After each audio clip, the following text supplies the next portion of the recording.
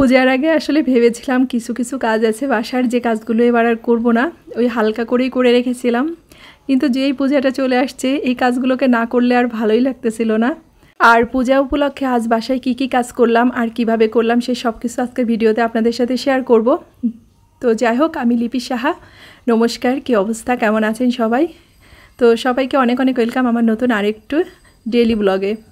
তো আজকে হচ্ছে কিচেনটাকে পরিষ্কার করতেছি। রুমগুলোকে অনেক আগেই করে নিয়েছিলাম, কিচেনটাকেও করে রেখেছিলাম উপরের দিকটা। তো নিচের এই দিকটা ভেবেছিলাম অনেকটাই পরিষ্কার আছে, থাক এবার আর পরিষ্কারটা আর করব না। তো পূজাটা যত কাছাকাছি চলে আসতেছে মনের ভিতরে একটা অস্বস্তি কাজ করতেছিল। তো আজকে সকালে থেকেই মনটাকে মন থেকে একটা ভাবনা চিন্তা করে রেখেছিলাম যে আজকে যেভাবেই হোক কিচেনটাকে পরিষ্কার করে নিব। তো আসলে যখন নর্মালি আমরা থাকি তখন কিন্তু বোঝা যায় না কতটা ময়লা হয়েছে, কিন্তু যখন জিনিসপত্রগুলো সরানো হয় তখনই বোঝা যায় আসলে কতটা ময়লা আর কতটা নোংরা আছে কিচেনটা। তো শুধু কিচেন না, বেডরুম বা যে রুমের কথাই বলেন না কেন, বাসার সব কিছুই আর কি বলতে পারেন। তো যাই হোক, এইদিকে হচ্ছে টেবিলটাকে সরিয়ে নিয়েছি, চেয়ারগুলোকে সরিয়ে সব মুছে পরিষ্কার করে নিয়েছি। আর এখানে হচ্ছে যে টেবিল ক্লথ বা চেয়ারের ক্লথগুলো ছিল সেগুলোকে ভিজিয়ে দিয়েছি, ওগুলোকে আজকেই ধুয়ে দিব। আর এই ওয়ালটাকে একদম মুছে পরিষ্কার করে নিচ্ছি। তো যখন আমরা পরিষ্কার করি, একটা পরিষ্কার করলে পাশে যেটা থাকে সেটাকেও পরিষ্কার করতে হয়, সেটাকে আর কি ওইভাবে রেখে দিলে তখন কিন্তু ভালো লাগে না, মনের ভিতরে কেমন একটা তৃপ্তি আসে না। তো যাই হোক, এই সাইডটা পরিষ্কার করে নিয়েছি প্রথমে। তো এই দুইটা বালতির মধ্যে হচ্ছে আমি চাল রাখি। তো অবশ্যই চালটা হচ্ছে মা লক্ষ্মীর বাস, তো সব সময়ই এগুলো পরিষ্কার পরিচ্ছন্ন রাখতে হয়। আর দুর্গা পূজা, লক্ষ্মী পূজা এগুলোর ক্ষেত্রে তো ছোটোবেলায় থেকেই দেখে আসি এগুলো মা আর কি পরিষ্কার করে। তো যাই হোক, ওই বালতি দুইটাকেও সুন্দর করে মুছে নিলাম। তো এই সাইডটা মোছা হয়ে গেছে, তাই চেয়ার টেবিলগুলোকে একদম সরিয়ে দিলাম। আর সবচেয়ে বেশি কষ্ট হয় এই যে চুলার এই জ্বালানাটাকে পরিষ্কার করতে। তো দেখেন বান্দরের মতো ঝুলে ঝুলে আর কি পরিষ্কার করতেছি। আর এই কষ্টটা টের পাবো রাত্রেবেলা হাত পা ব্যথাতে সত্যি আর কি ভীষণই কষ্ট পাই যেদিন এই রান্নাঘরটাকে এইভাবে আর কি ডিপ ক্লিন করি। তো আমি হচ্ছে বালতির মধ্যে জেট নিয়ে নিয়েছি একটু ঘন করে গুলিয়ে, আর এই যে একটা হচ্ছে ন্যাকড়া দিয়ে এভাবে টাইলসগুলোকে মুছলেই পরিষ্কার হয়ে যায়। তো আমি খুব একটা বেশি নোংরা করি না, তেল কাস্টেটাও পড়তে দিই না এই ওয়ালটাতে, যেহেতু এটা চুলার সাইডে তো পরিষ্কারই থাকে। তো খুব একটা বেশি এই ওয়ালটা মুছতে আমার কিন্তু কষ্ট হয়নি। নিয়মিত একটু পরিষ্কার করলে কিন্তু ওই ডিপ ক্লিনের ব্যাপারের ক্ষেত্রে কিন্তু অনেকটাই কষ্টটা কম হয়।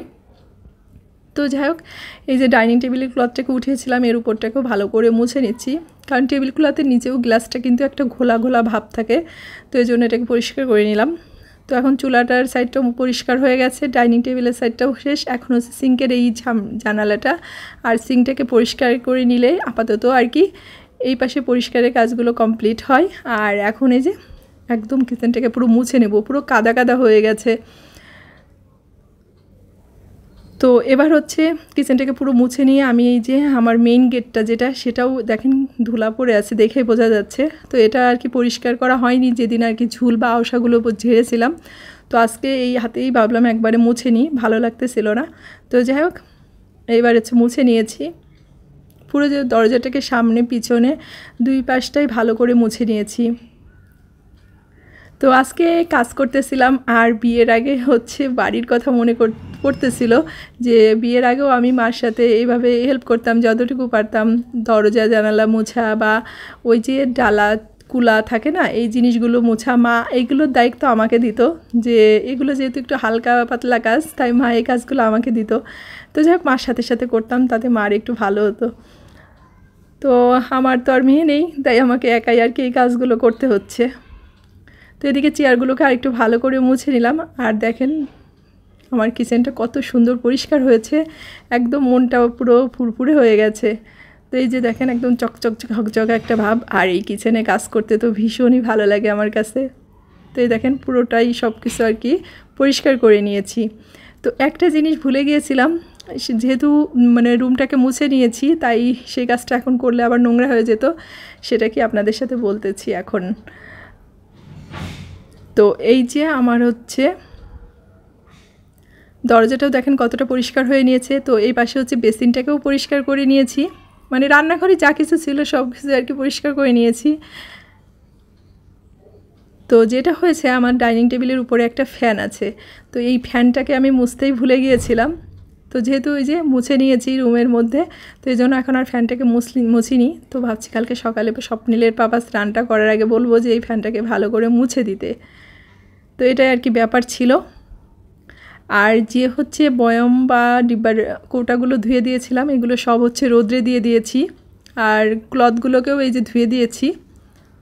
তো মাঝে মাঝে অনেক রোদ উঠতেছে, আবার মাঝে মাঝে বৃষ্টি হচ্ছে, তো এই আর কি ব্যাপার। আর আপনাদেরকে বলেছিলাম যে স্বপ্নিল হচ্ছে কোচিংয়ে গেছে, তো এই যে এখন প্রায় 3টা মতো বাজে, ওই মাত্র বাসায় আসতেছে। সেলুনে এসে সে 2-3 ঘন্টা বসেছিল। আর চুলটা সে সবসময় নিজের পছন্দ মতোই কাটতে চায়, তাই সে মানে যে আঙ্কেলটার কাছ থেকে কাটবে তার আর কি সিরিয়ালি পাচ্ছিল না, এ কারণেই বসেছিল। তো ওই যে একবারে কেটে যে বাসায় চলে আসছে, এখন হচ্ছে স্নান করিয়ে দিব।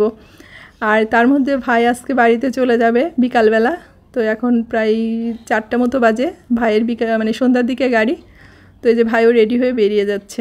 তো আজকের ভিডিওটা এ পর্যন্তই। সবাই ভালো থাকবেন, সুস্থ থাকবেন, আর অবশ্যই সাবধানে থাকবেন। ভিডিওটা ভালো লাগলে লাইক, কমেন্ট, শেয়ার করবেন। আর যারা নতুন আছেন অবশ্যই চ্যানেলটাকে সাবস্ক্রাইব করে আমার পাশে থাকবেন। তো ভালো থাকবেন সবাই।